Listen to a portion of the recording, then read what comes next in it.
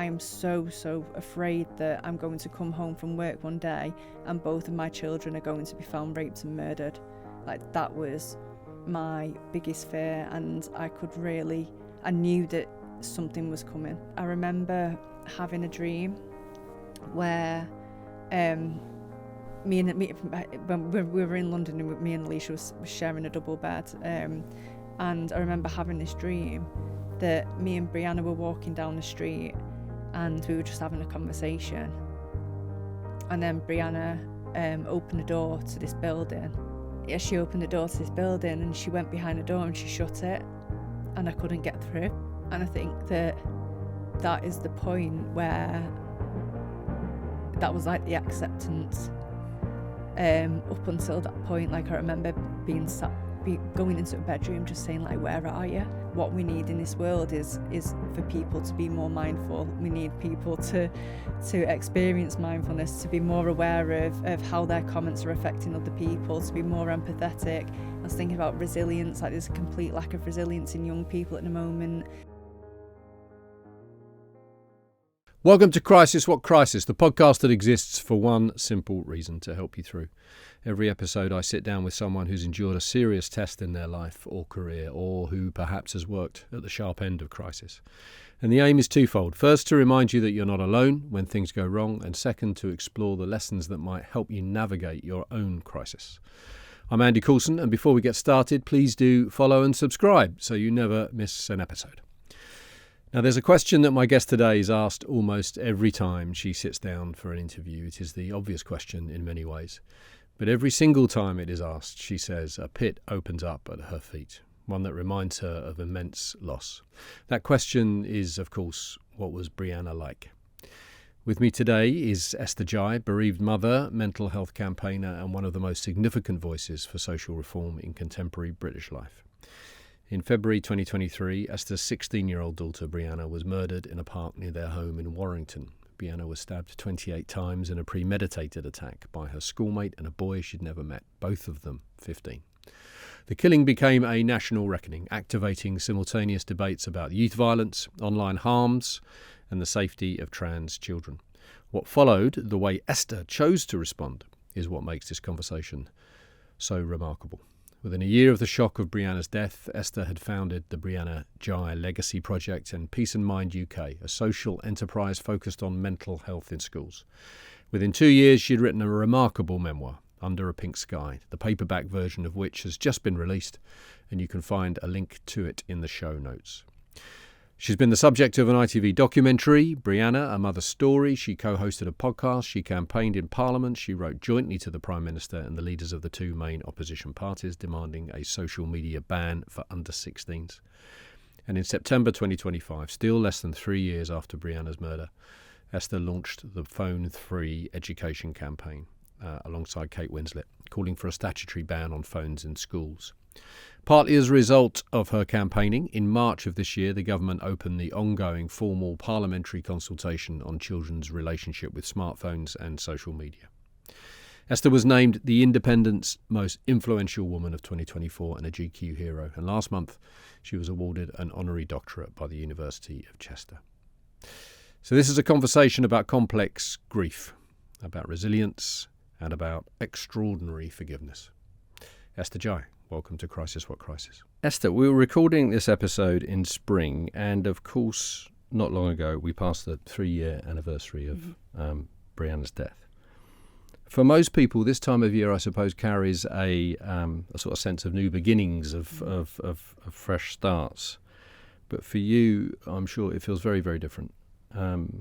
And yet you've done something quite deliberate with that, the title of your book, the imagery on the cover, the sky, the blossom. Tell me about that choice and what sits behind it. So soon after Brianna passed away, she died on the 11th of February 2023. Soon after she passed away, we had lots of cherry blossoms that were coming out all in our local area. one of Brianna's favourite colour was pink. So like I really took it as a sign that it was Brianna telling me that she was okay. The blossoms were absolutely magnificent. Like it was big. They bloomed bigger than ever before. And actually, do you know, like 3 years have passed now. And I was wondering the other day whether I was actually right, because I thought, did more time pass? So I googled like cherry blossom in 2023, and we actually did have like a really like magnificent bloom, and it came very early as well. Yeah. So in a way, it's a difficult time, the spring, but also, as you mentioned, it is new beginnings. It brings about feelings of hope, and every time I'm in London, I'll go for a walk in a park. And this morning, it was like 6:30 in the morning. I went for a walk, and there was so many pink blossoms in St James's Park, and I felt to myself that Brianna's with me, and we don't know what happens after death. Like none of us know. But in that time, I really could feel Brianna with me, and yeah, it brings me comfort, actually. We're going to start where we often do on this podcast and just sort of set some context. You were born in Warrington, and you have this remarkable mother.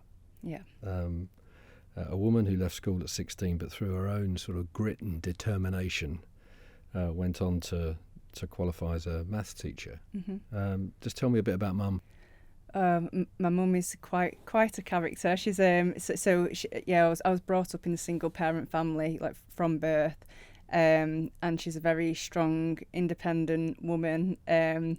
Who I think she was like probably the initial girl power. She did everything for herself. When I was growing up, we didn't have much.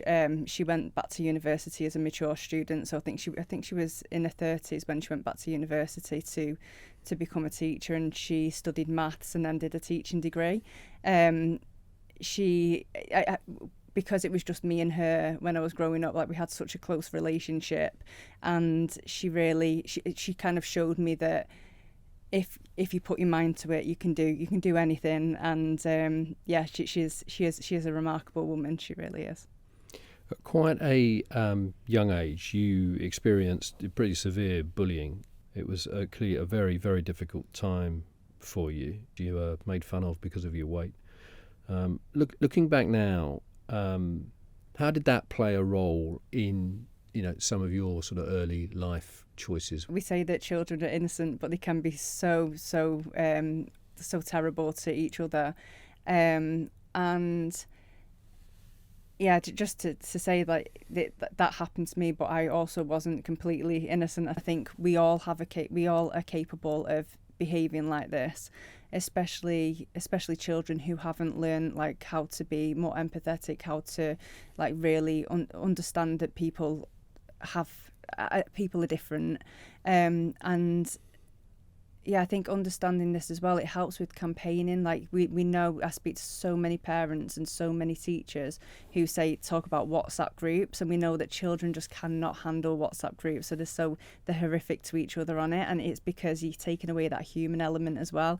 You're not like pushing somebody over and then seeing that they're upset on the floor. You're saying something really nasty and you don't see the result of it. But yeah, it was.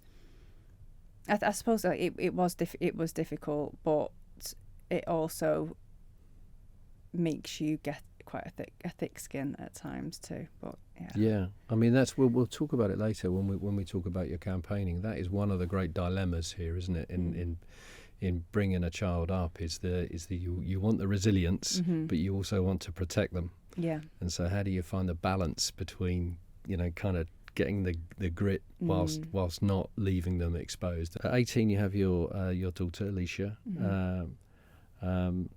I've heard you say, I think it's on another podcast, that at that point you were trying to find meaning. Mm-hmm. Tell me what you mean by that. So I think I should have mentioned before that I think as a result of the bullying and nasty words, and I just continued to gain weight through school, and I had absolutely low confidence, no self-esteem, and I became like the class clown, so I would just play up and try to make people laugh, and I was constantly sent out of classrooms. Like I don't think I was necessarily a naughty child, I was just bit daft, really, and playing up for my classmates. But as a result, I left school with no GCSEs, and I just didn't see like kind of any future for me. Other, like, I love children because I was brought up in a household with foster children, and I thought that that's something that I could be. I could be a carer. I could care for my own child. I left school in year 10, and then I became a parent at 18, and it was the best thing that ever happened to me. I love my children so much, and I'm so grateful to have had Brianna and to have Alicia still. But yeah, I think that when you leave school with no GCSEs, it really does affect your confidence even more, because like what are you good at? You haven't got that like flight path. It kind of ends there. But yeah, I had Alicia, and that was the best thing. So that meaning was there pretty much from the moment she arrived. Yeah, definitely. A little while later, you have Brianna, who of course was born as Brett, and it's not long after that I think you and your partner separated, and you move into a new home. At first, you have every intention of making this the sort of happy, stable home that you that you clearly had in your mind's eye. But as you very vividly describe in the book, things don't kind of happen that way. Yeah. So, as a result of like trauma and I think at this point as well, I had mental health issues. I was probably really severely depressed. I moved into a house, and I remember getting all of the stuff that I needed to decorate it, and I started decorating. And then I met an old school friend on the estate who invited me round for a drink. Went round for a drink, and then anyway, just to cut a long story short, one thing led to another, and I ended up with a drug addiction. So I used drugs to kind of self-medicate and to feel better about myself, I suppose. Like when I took the drugs, like I felt like nothing mattered. I felt like I was confident, like I could just chat to people, and I felt like it helped me. Obviously, it did the complete opposite. Upstairs never got decorated, didn't have a carpet, the walls weren't painted, and I painted the walls downstairs a teal green, and it just ended up turning into like sludge, and it was the worst time. It should have been such a beautiful time because my children were so young and so cute and so lovely, but instead I was like this. How do I explain it? I was just completely immersed in my own sadness and my own trauma, and trying to deal with that rather than focusing on what really mattered. And I think that went on for about a year, and I slowly, very slowly came out of it. Reading about it, it feels as though it was a very fast grip that this addiction got on you. Yeah, it really did. It was amphetamine, and one of the reasons why I started taking it actually is because I heard that you can lose weight when you take amphetamine. Unfortunately, that didn't happen to me. I just stayed up night after night talking rubbish and didn't end up losing weight. So it just absolutely ruined my life, and almost like speaking about it now, it feels like I'm talking about somebody else's life. I feel like so far removed from that. But I suppose as well that this gives me an insight again to how people live, because my children should have, like, it's something that I've regretted for a very long time. And I think only recently, only the past few years, have I stopped regretting it, because it's part of my life and I can't beat myself up over it. And I'm never going to be able to change that. And I was lucky enough that my children were young enough to they didn't remember it. But I was always really, really open with them both about it, because I wanted to warn them of the effects of drugs and how much it can impact your life. I mean, often, not always, but often, when people talk about addiction, there's an urge to sort of blame other people for your sort of trauma response. There's not a scintilla of blame in your book at all. You have made a very clear, very conscious decision not to do that, because that's how you feel. Yeah. Yeah, that's how I feel, and it was my responsibility. It was my responsibility. I made that decision. Nobody forced it onto me. I could have not had it. Yeah, and I think that when you do blame other people for your actions, then it's a slippery slope. Like where does it end? Like when do you stop blaming people for the things that you're doing, whether that's to yourself or to other people? So I never really thought of it like that. So. The other sort of point that occurs to me is it is also a very difficult decision, quite a tough decision to decide, actually I'm going to be completely open with my kids about this. Yes, they were young enough and now enough time has gone by, they can see, but to share that with your children is a big decision. But to do it publicly in the way that you have, particularly given the sort of context of the conversations that you're then having because of the tragedy that you've had to endure, is also such an incredible thing to do, that you've already got all this weight on your shoulder, to put it mildly, from the death of your daughter, that you decide to introduce your own story into this. Just give me an idea of was it a difficult decision, or was that an easy decision for you because it was part and parcel of your story? I think it was an easy decision because when I decided to write the book, I thought about all of the issues that I faced in my life and all of the issues that Brianna's faced in her life, and knowing that there's so many other people that are going through similar things. And I think that I want people to be able to read the book, and if they do see themselves in it, think, oh, well, I'm in this horrific situation right now, but it's not permanent and I can get myself out of it. So I wanted it to feel like quite like motivating for people. I wanted to help people to get them out of any kind of dark hole that I've been in as well. And also another reason why I wrote about my addiction is because it parallels with Brianna's life. So she was completely addicted to a smartphone and social media, and it had such a negative impact on her life. And I could see the similarities, like her mood swings and the way that she was behaving when I took it off her. And so I understand what addiction is, and I wanted to include that in the book as well, just to show that when I'm telling you that my child was addicted to social media, it's because I know. I wish that I'd have been more sympathetic if I had have known that then, if I had have known that she was addicted to a phone, and that actually when she's taking a phone out in a classroom or filming TikTok videos in the toilet, it's because that pull to the screen is just so strong because it is an addiction.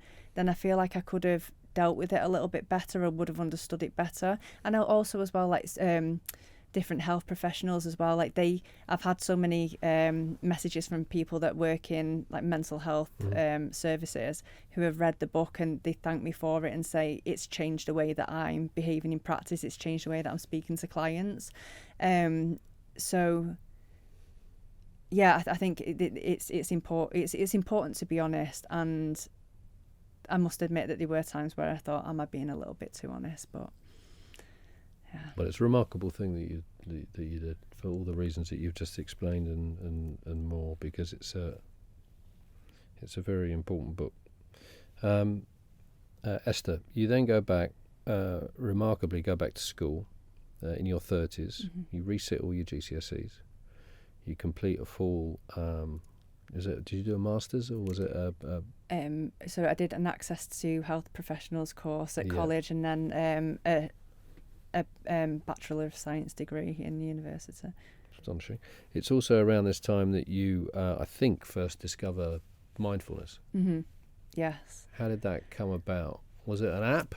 Was it someone that you met who introduced you to it? How did it come about? So I suppose this is where my husband Wes comes in. Who he gets into things. I turned vegetarian because of Wes, because he'll get onto a hive and then he'll tell me about it, and and he'll end up ditching it, and I carry it on. But it was when I was in college, so the kids were really little. Me and Wes were dating. I was doing a full-time college course, and I was a part-time cleaner at the time as well. And I remember feeling so stressed, like to the point where I was losing eyelashes, and I thought I really need to sort myself out. And Wes mentioned the Calm app, so I had a little look into that, and I was meditating for about 10 minutes a day, every morning, and the improvements that I saw were absolutely amazing. So like my focus improved. I wasn't snapping at little things anymore. So if the children were taking too long to get the shoes on when I was trying to leave the house, like I could kind of like take a step back. It and had that immediate sort of impact. Well, over a reasonably short period of time. It was a very short period of time, and my eyelashes stopped falling out as well. Right. So I think that we don't really talk about how much stress impacts the body as well. Like we're not aware of how much it's actually like your heart. I don't even know why my eyelashes were falling out, but it just shows that it's having a physical impact. So yes, just being able to manage my stress better through mindfulness, it was enough to kind of keep me completely hooked. Although with any other like health regime that we might do, like every now and again I do fall off the wagon, and I don't meditate every single day, but I try to. And I think that after you've really kind of got into that practice, you take it with you every day anyway. Like it's almost like it's just an automatic thing. Yeah. And I think gratitude is a big part of that as well. Let's talk more about that a little bit later. It's when Brett turns 11 that you start to recognise, I think, that sort of naughty child that you described yourself as actually in the book as well. Take us to some of those sort of early anxieties you were having from what you were seeing, because things sort of escalated, didn't they? Mm-hmm. Yes. So near the end of primary school, Brett had a trip.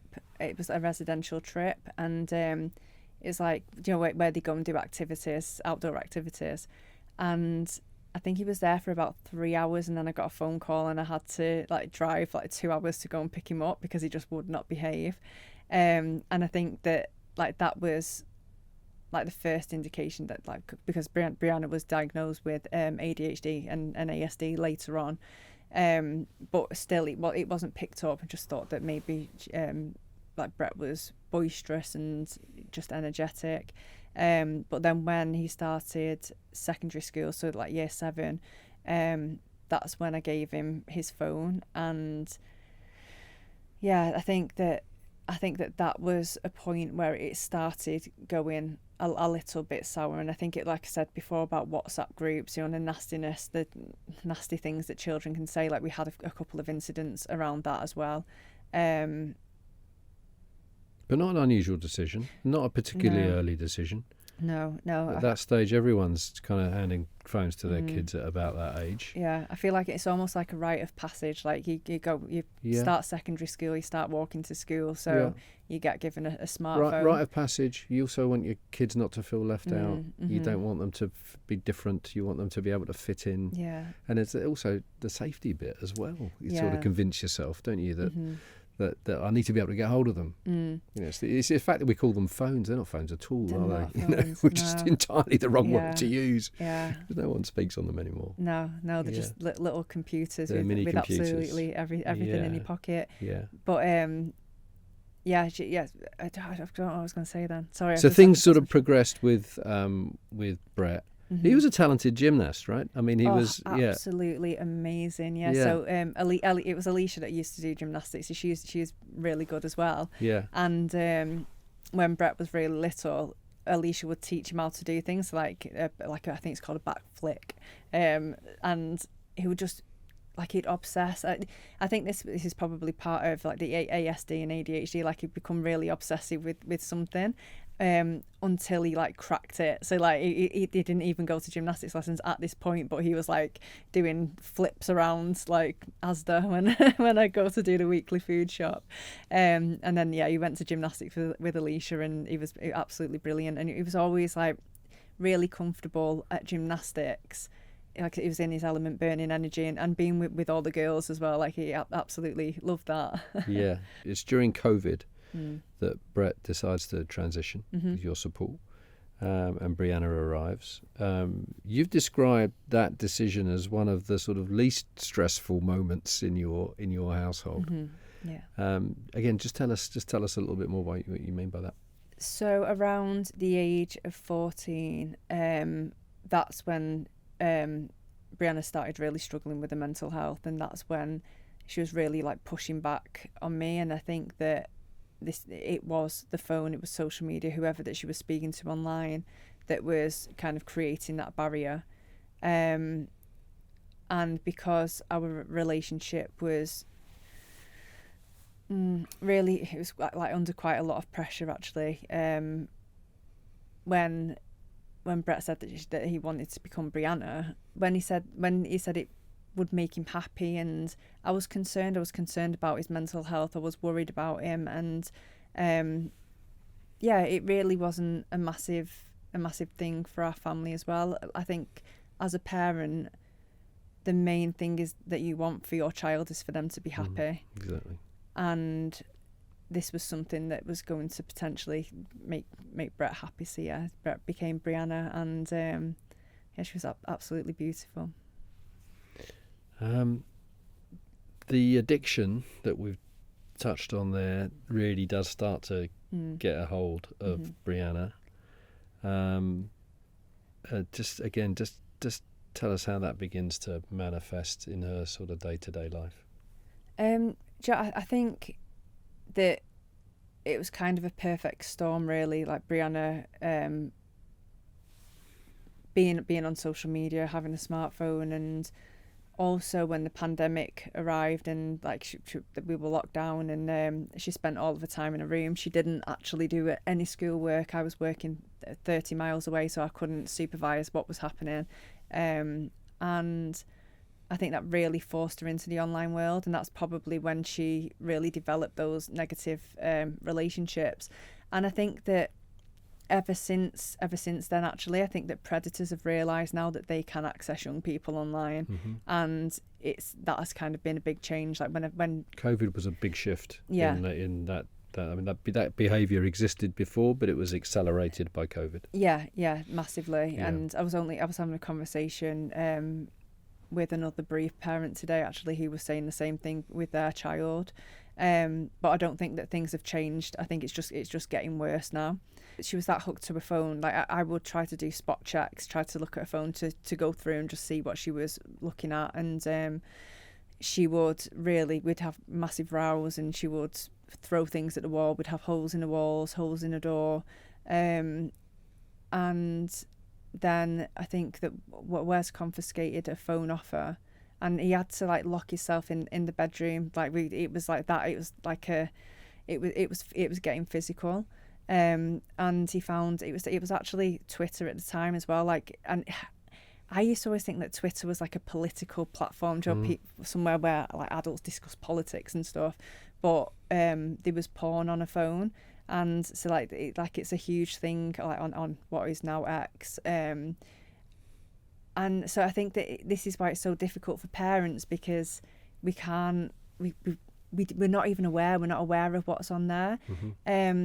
Yes, she was really, she'd hide a phone. And I remember once she went into the shower, like she'd literally have a phone all the time, but this time she left her phone outside on the landing, and I went through through the home screen, and I could just see these, I think they're called bitmojis, and it was like one man and another man and another man, and I was just thinking, like, who are these people that she's speaking to? And that was my main concern, really, like who terrifying. She was talking to online, and whether she was going to give them my address, give them our address, and they were going to come round. And I remember actually being so much at the end of my tether and so concerned and scared that one evening, well, it was like 3 o'clock in the morning, because I went to the toilet and I tried to go into Brianna's room because the light was on, and I thought I'd go and switch it off, and she was sat behind the door, and she was on her phone.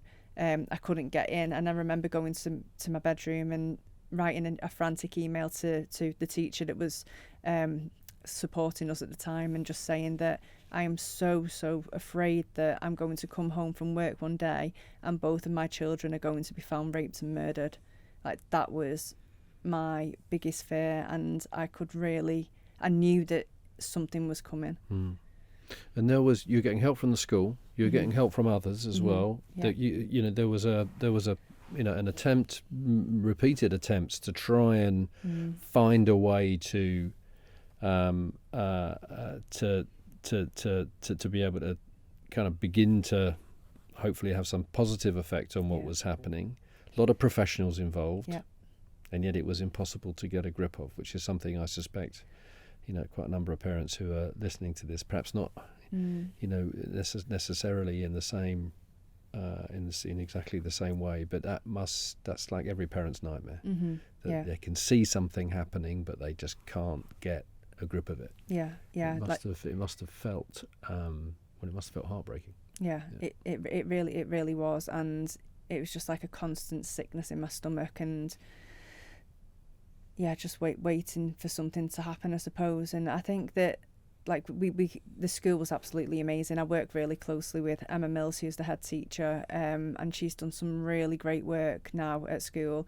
But at the time, nobody knew what to do. No one knew what to do. We'd get people, like external people in to do online safety talks to Brianna, and she would not engage. She wouldn't listen to it. And I think that this is like one of the problems, really, that once you've given a child social media, you've given a child a smartphone, it's so hard to teach them the dangers. We just shouldn't be giving them to young people at all. Like I say, she just would not engage. She also, there was it's called TAGS. I think it's a trans and gay youth group in Warrington, which I tried to take her to a couple of times, and she wouldn't engage there either. And then she went home and she was back in a bedroom on a phone, speaking to the people that were doing her harm. So she just would not engage with people in the real world. It was just all about a phone. Esther, I can't imagine how difficult this is to talk about. But can you take us to the day of Brianna's murder, because it began as a day of hope, actually. Just tell us how the day started and what happened, please. So on that day, me and Alicia, my eldest, had taken up ice skating lessons, and we went to, I think we had to go to Wales to get our skates sharpened, and then we went and had a bit of a skate. Brianna was at home. She at this point she was just completely refusing to come out with us, and we were at ice. We had an ice skate together, practiced what we'd been learning, and then we went round to my mum's to see my mum. And I remember Brianna, she sent me a message to tell me that she was going out. She was going out to meet Scarlett, and I was so pleased, because obviously she'd been so isolated, and I thought finally she's getting out. She's going to get some fresh air and have a walk and see a friend. And then she messaged to say that she was on the bus and she was scared. And I had another like really, really lovely thought that she managed to get a bus on her own. She'd never ever been on a bus on her own, and like it was concerning me that if she went to college, like how was she going to get there? So I remember thinking, thank goodness she's actually doing that. And I remember messaging back and just being like, and it sounds like I hate seeing it now, like I just wrote back saying that's well good. Like I didn't want to like put too much like emphasis on it because she would probably push back, and she'd hate seeing that message now. I hate seeing it because I just feel like I wish that I'd have said more, but that message never got, like, I don't know whether she saw it. It didn't have 2 blue ticks. It was on WhatsApp. I don't know whether she ever received it, but I feel like I'm so much more proud of her than what I'd actually expressed. And then I came home and me and Wes went to walk the dogs, and I remember seeing lots of police cars and thinking like, oh, what is this? Maybe it's like a drugs raid in the flats near us or something like that, and like having this like conversation about it, you know, as you do, you're just being nosy. And then we got home and there was 2 police officers stood at the front door, and Alicia was stood at the bottom of the stairs.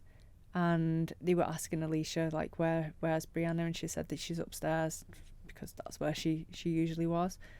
And they said that they asked if I wanted to sit down, and I just, like, because I was waiting for something horrific to happen. I just knew that something had happened, and I was like, no, just tell me now. And they told me that a body had been found, and they didn't know whether it was self-inflicted or whether it was somebody had done it to her, but she was found with knife wounds. And I remember just saying I knew this was going to happen. Esther, I'm just so sorry that it did happen.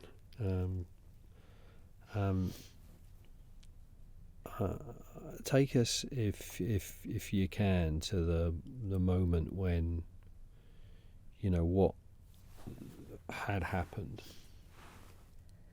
began to kind of properly sink in, because I imagine it was a state of abject shock. Yeah. Is there a moment that you can identify to say that that's the point at which you absorbed what you were being told? I can't actually remember, like, the time. Everything is such a blur, and like my perception of time, like, I feel like I still don't have a very good perception of time. I think that maybe, like, trauma has, like, impacted that in some way.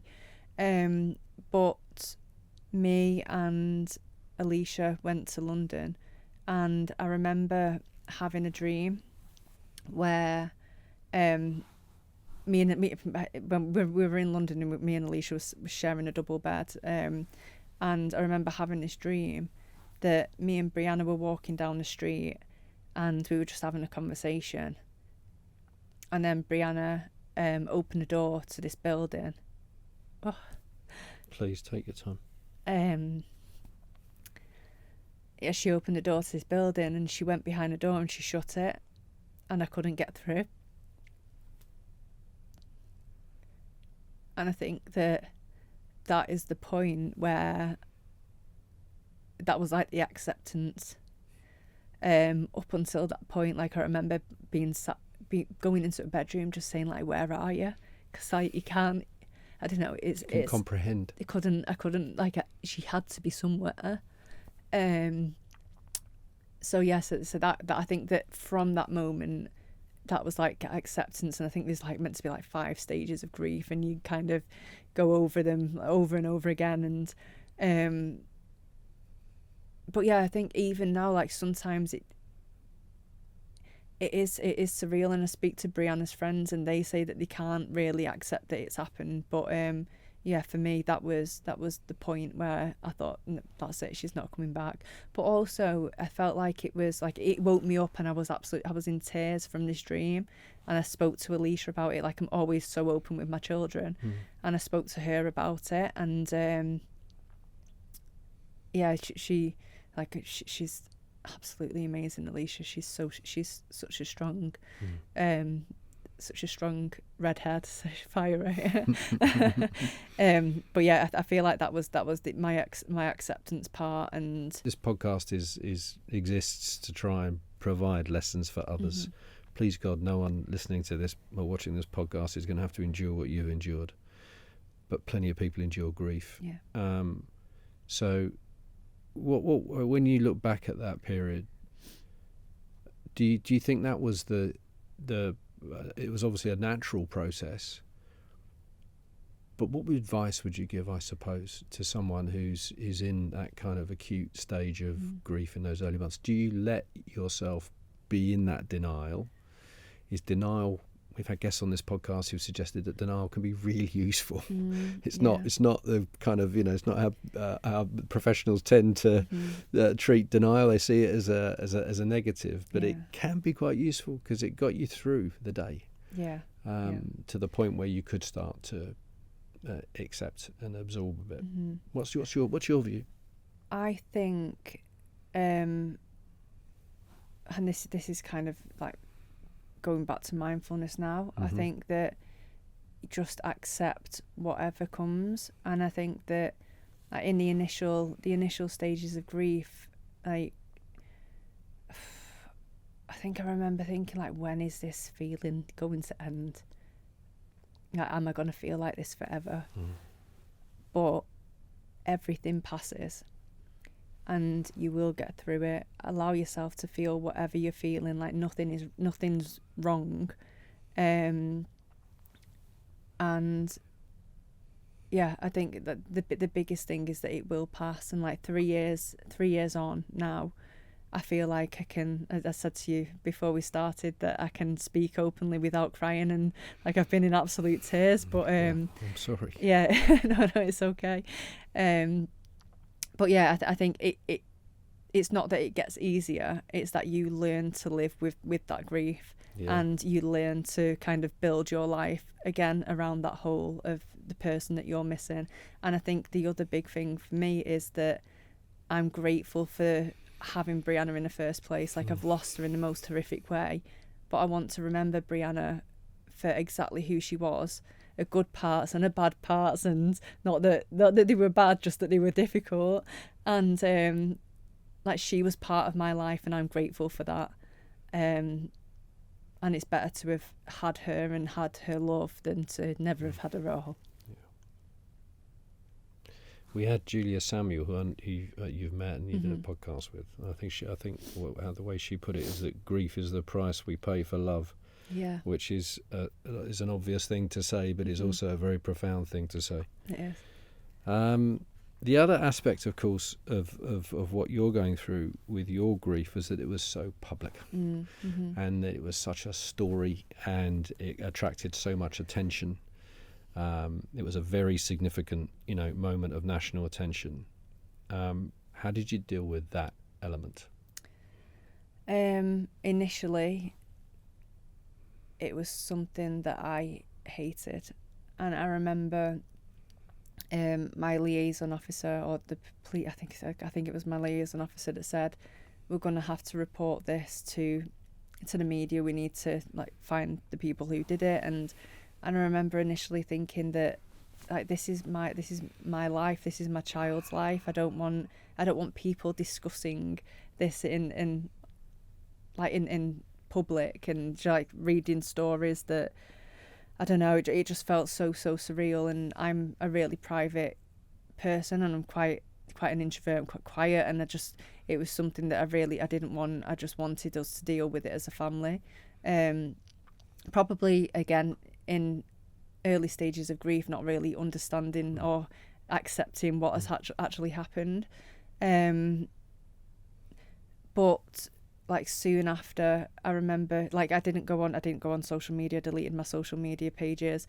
I didn't look at the news, but Alicia's friends started sending screenshots of vigils that were happening, and they were happening all over the UK, and they were happening even in America and in other countries, for Brianna. And in a way, that outpouring of public love for Brianna, that was comforting. And Brianna always wanted to be TikTok famous. She wanted to be famous more than anything.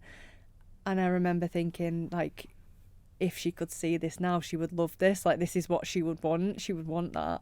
And then obviously you get the trolls, you get the horrible comments, and really quite vicious, nasty things that you see. But I think that soon after, I realised actually, but one of the reasons why I started campaigning actually is because of all of this, Brianna's tragic story being out there, and I thought, I don't want this to be for nothing. I don't want it just to be a tragic story, a horrific story that can be sensationalised and feed people's thirst for gore. I want something positive to come out of this. Something good has to come out of Brianna losing her life, and that's one of the reasons why I started campaigning as well. One decision you've made, particularly with the book, you mentioned the first name of one of her murderers earlier. You are very conscious about not naming even fully even though it's publicly available, the two 15-year-olds who killed your daughter. And you've chosen to do that, and you're very particular about it. I hope I'm right about this, because you feel that that is a distraction that then takes you down the, as you say, the route for those people who like to spend time thinking about the murder and thinking about the gore and the detail and all the deep unpleasantness of it all. That's what sits in you. It's a distraction, and therefore undermines Brianna's story and undermines Brianna's life. Yeah, exactly. And I think that I can't remember who it was that said this, but I remember somebody whose child's life had been taken said that every time that they saw pictures of the child's killers, like it made them like rage, really, because it's like, why are they there? Like it's my child and they don't deserve to be in that. They have to be to tell the story, but I don't want the names attached to Brianna's life. And and also, like, I think that, like, infamy had a part to play as well. Again, like Scarlett, I think that she wanted to be famous for what she did, and I very, very rarely see their faces, and I see Brianna's face much more often. It's Brianna who's making a difference. That's incredibly moving. The court case, another traumatic experience that you have to endure, but something remarkable happens in that court case that is another demonstration of what an astonishing human being you are. That you are sat there, obviously, with your family, but you're also sat there with the family of those two young people who killed your daughter. And instead of being swamped by bitterness and anger and fury, you demonstrate forgiveness, and that you, I think, I don't know if you talked to her during, Emma, who is Scarlett's mother. I don't know if you talked to her during the court case or whether it was immediately after. But in any event, you instigate contact. You get in touch with her. Yeah. Tell me about that. Tell me why you did that.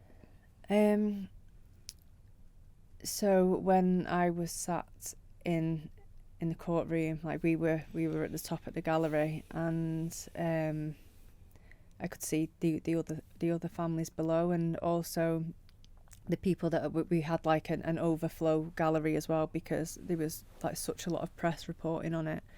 And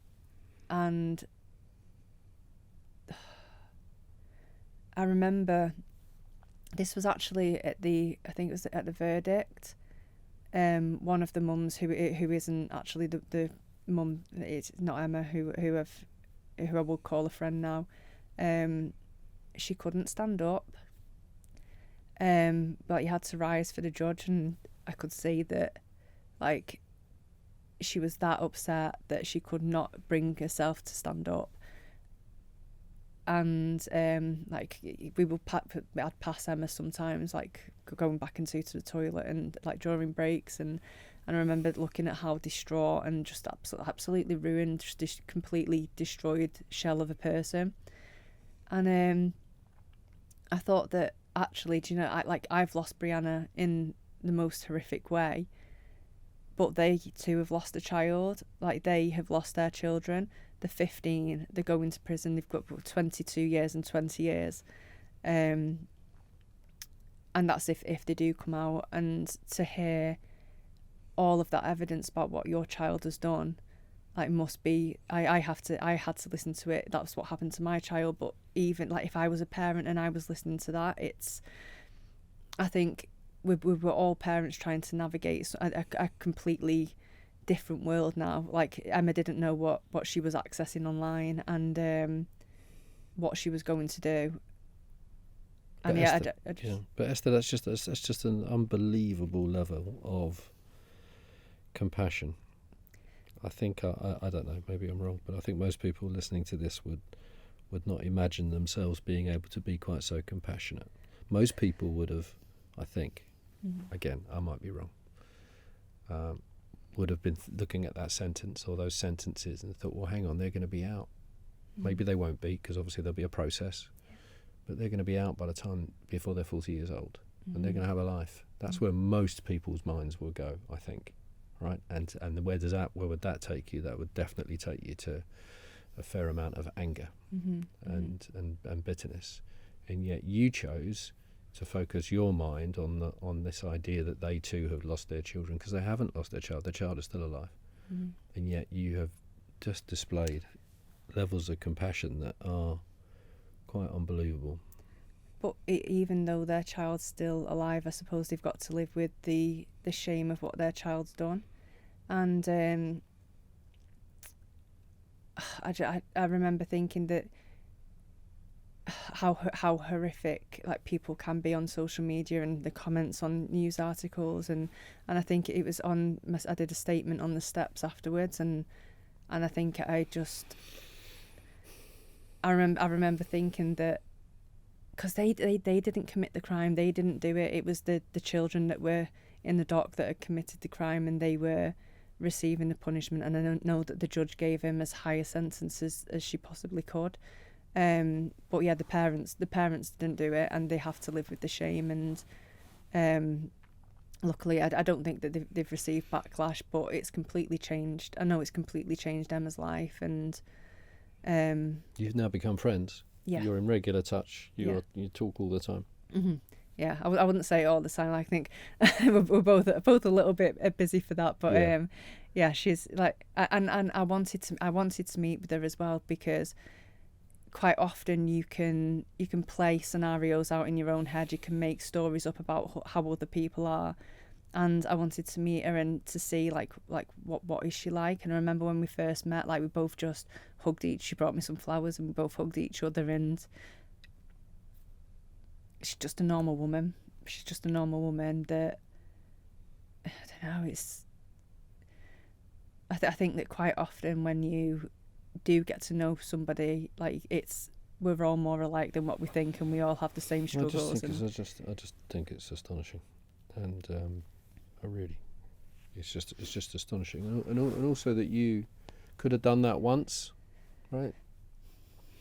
That compassion could have kind of caused you to say, I want to have a conversation with her. I want to help her feel better about her loss, but you kept doing it. Right, and also I think a lot of people I know, I'm not sure I would have got to that point, but I also know for sure that having done it once, each time I would sit with that person, I would be carrying forward not the positive memories of my child. I will be returning back to the tragedy of her death, and that takes courage beyond belief that you've done that.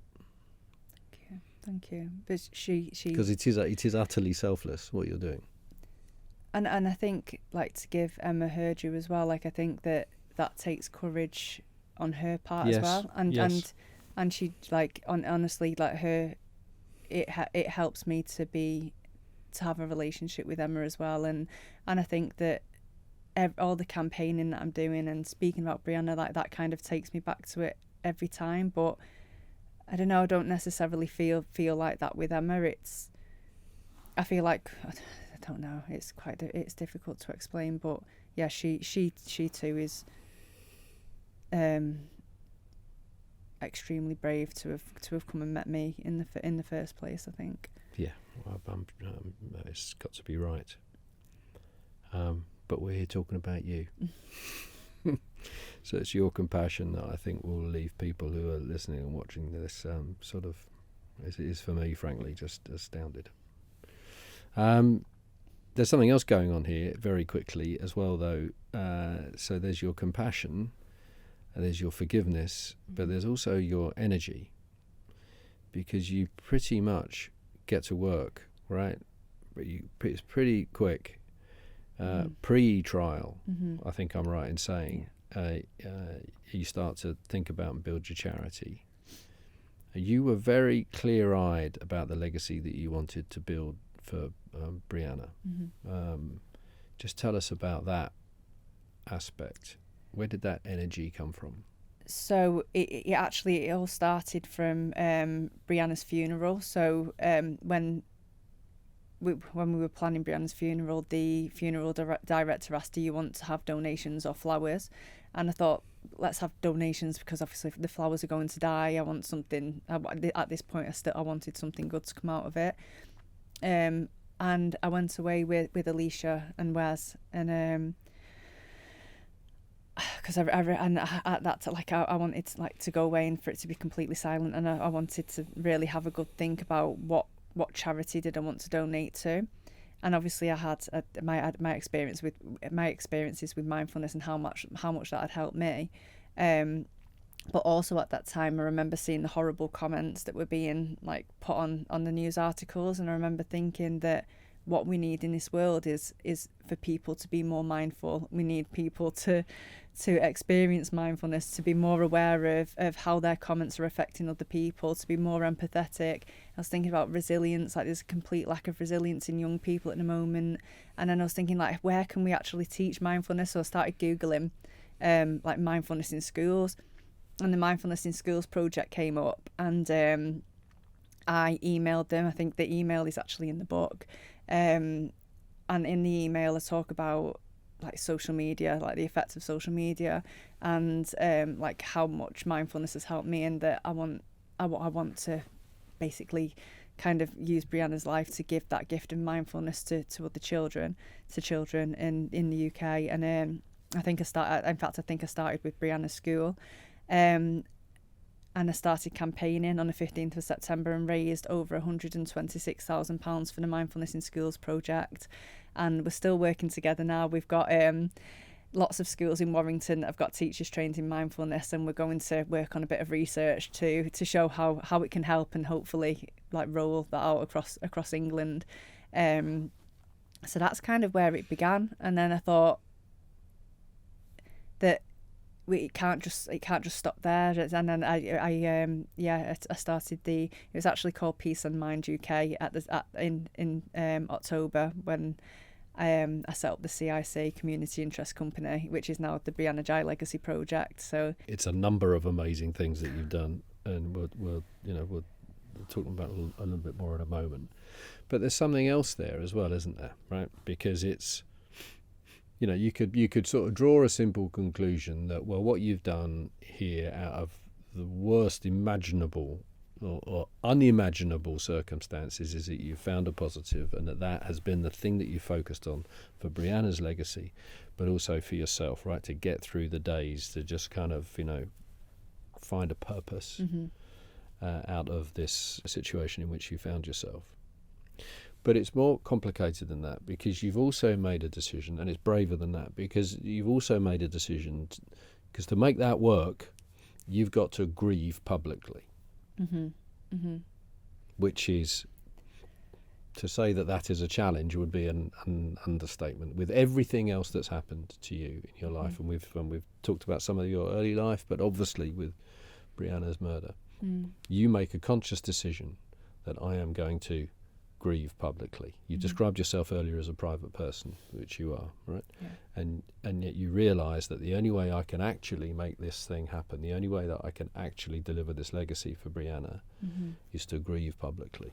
I suppose, again, it goes down to Brianna's death not being for nothing. It's like Brianna has, and again, I speak to so many people that have lost children, but in a way, like, they've given us a gift. I'm not going to say that I enjoy doing interviews or going to networking events. Like, I'd much rather be at home in my pyjamas with a cup of hot milk. But like, this is what they've given us. They've given us a voice. And before Brianna passed away, like, who would listen to me? Like, who would listen? Like, I couldn't go to the government and say this is what I think. But Brianna's life and her death has given me that voice, and for me, I need to honour that, and I need to use it to make a difference in her memory. If she had that platform and that voice, then she would do the same. One of the most striking things in Under a Pink Sky is the parallel really that you draw between your own story and Brianna's, in the way that we touched on earlier, and those parallels must also create a sort of very particular kind of pain, because the question you're addressing, I think, very powerfully, is did I miss something I should have recognised? Could I have done more? When of course there is absolutely nothing that you could have done to protect Brianna from, what was a premeditated murder by two very dangerous, very sick people, young people. You were entirely powerless. But I imagine that is very easily said and hard to believe. Yeah. Is that right? Yeah, and I think as parents, you don't as a parent, you don't have to have gone through something as extreme as losing your child. I think that we always think we could do more, and it doesn't come with a handbook. We don't know if what we're doing is the right thing. But yeah, that was something that in the early stages of my grief I dealt with a lot, like going over things and things. But then I think that's where mindfulness comes in, because one of the huge benefits of mindfulness, it makes you more aware of your thoughts, and you can acknowledge them, and then you can let them go. So, and I think that the other reason why I talk about my early life in the book is because I think at that point, when my mental state wasn't healthy and I didn't have mindfulness and I didn't have all of these kind of tools in the toolbox to help me through it, it would have been a completely different story. I think that I would have completely spiraled. The drug abuse would have got worse. It would have. So it kind of shows how important it is to look after yourself as well. It would have. I feel like I was a completely different person back then, and if that had happened then, it would have been a completely different story as well. Lisa Squire, whose daughter Libby was murdered in Hull in 2019, very generously came on the podcast and talked about a shift that really sort of stuck with me. She said that she went from asking kind of why me to why not me. It sounds like a small thing, but again, it's another one of those very sort of profound reframings. Yeah. Does it resonate with you? I think so, probably subconsciously. I actually reached out to her soon after Brianna passed away. I sent her a message on Facebook and asked her for some advice, and she was a really lovely, kind woman. Yeah, she's another amazing woman. Yeah. But I think that's it. I think that these tiny little shifts in perception make a huge difference to how you feel, and I think, but you need to have that awareness in the first place to be able to kind of shift that. But yeah, you can have days where, I don't know if I should say this on the podcast, but in my local area there's a really, really bad problem with dog poo. So depending on what mood I'm in, I could be walking the dogs and I could be looking at the ground complaining about all the dog poo, or I could be looking at the sky and the trees and feeling really happy about the beautiful blossoms. So it's that shift in perception. I love it. Well, we got the choice, right? Yeah, look down or look up. The choice of what you want to focus on. Yeah, fantastic. Let's talk a little bit more about the campaigning. You've contributed so much to the debate around removing phones from schools. You mentioned something earlier in the conversation. You said that the need for resilience, right? And there are some people, some of whom have been on this podcast in and around this debate, who have said that we shouldn't remove phones, because if we remove phones, you remove the challenge. If you remove the challenge, you don't build resilience. On one level, a pretty simplistic argument that phones aren't going anywhere. We should stop calling them phones, first of all. That's a different campaign. These mini computers are not going anywhere. So learn to live with them, right? And put the right controls in place. Definitely go after the tech companies. Definitely demand more controls. But don't remove them, because all you're doing is kind of taking the issue away, and therefore not building the ability to navigate them. What's your view on that? The first thing that comes to mind is that we don't say that with alcohol and cigarettes. Like, we must give our children a pint of beer a day to build resilience. And I think with, like, in schools specifically, like, phones are a massive distraction. They distract children from the work. They cause issues for teachers. I work with the NASUWT, the teachers union, who have had issues with young boys upskirting teachers in school. Like, there's so many issues around it, and we know that when we take phones away from the school environment, whether they're locked away or not allowed on the premises in the first place, there's improvements in GCSE results. As I mentioned earlier, like, that is such a huge thing for the rest of your life. Yeah. If you leave school with good GCSE results, you feel like you're capable. It's improved teacher well-being because they're not dealing with phones in the classroom. Safeguarding incidents dropped by around 80%.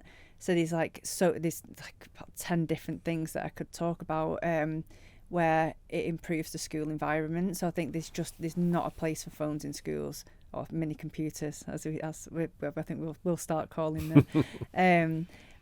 Whereas, and I think with social media as well, we know that for young people it does more harm than good.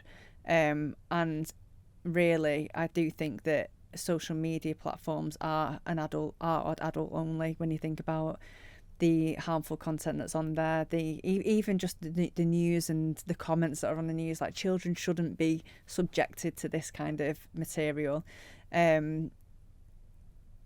And people talk about a cliff edge as well, actually. So, like, for social media, it's at the age of 13, which is all based on, like, data privacy laws anyway. So it's not anything to do with the harms. But at the moment it's 13, and there's an argument that if we raise the age to 16, then it's going to be a cliff edge. But at the moment it's a cliff edge at 13, or even younger children are on social media at the age of, like, 8 or less. And I think the young, like, a young person's brain is developing. It's in like a really important developmental stage, and we need to let that brain develop, let the prefrontal cortex, like, become mature, so that they can make those, like, understand risks and decision making, and form friendships and communities in real life as well. I suppose I just think that when the brain is fully mature, then they can access social media, I suppose. Are you optimistic about the sort of direction of travel? I think there's so many campaigners, and there's so many parents now that are calling for this as well. So I work closely with the Smartphone Free Childhood, and before the government consultation was announced, there was over 200,000 parents that wrote to their MPs, like, supporting raising the age of social media to 16. So I think that from when I started campaigning, like, just over 2 years ago, there's been an enormous shift. And two years, like, that time has just absolutely flown by. But really, it is quite a lot of time. But I can really see momentum building now, and people becoming more aware. And I think I feel positive, because something good will come out of Brianna's legacy as well. We're going to schools, talking to parents and students, and I know that there's lots of other groups as well that are doing the same thing. So I think we're working from the bottom up and trying to put pressure on the top down. So wonderful. Esther, you are a remarkable woman and an incredible mother. Thank you so much for sharing your story with us, and for your work. That is, is such a tragic but fundamentally important legacy for Brianna. So thank you so much. No, thank you for having me. It's been lovely to be on. If you enjoyed this episode, I thoroughly recommend you dive back into our archive of crisis conversations for a similar but different perspective on grief and what we do with it. Listen to my conversation with Lisa Squire, whose daughter Libby was murdered in Hull in 2019, and who has spoken with extraordinary clarity about the choice, and it is a choice, to reject bitterness. Or if what struck you today was Esther's story of rebuilding herself before any of this happened, the addiction, the return to education, the second chance, then listen to my conversation with Natasha Silverbell, who knows better than almost anyone what it means to harness the thing that nearly destroyed you and turn it into your greatest asset. If you enjoyed what you heard today, please leave us a review, and thank you for listening. Until next time.